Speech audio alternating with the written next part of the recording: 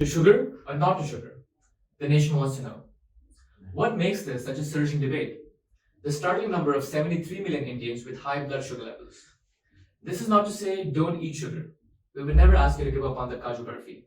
We're saying this so you know what's going into your body and how it affects you.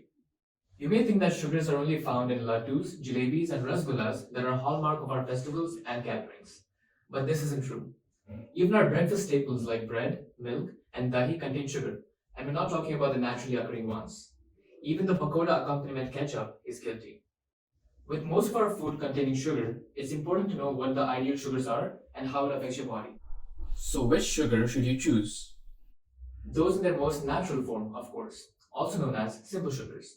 Honey, maple syrup, apples, bananas, and sugarcane, for example. So, which sugars should you not choose?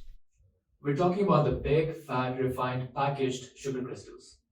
And those sodas, fruit juices, and smoothies you see in ads? Research papers published by experts suggest that these are the most unhealthy sources of sugar. How does sugar affect your body? Why consume this and not that? Consuming sugar sends a feel good reaction to the brain by spiking dopamine levels in the body.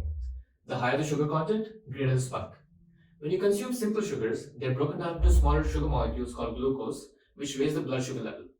To bring the blood sugar levels back to normal, the pancreas secretes a hormone called insulin, which transports the glucose to the cells to be used as energy. Sounds simple, right? But there's a catch. Refined sugars are genetically unfamiliar to the human body.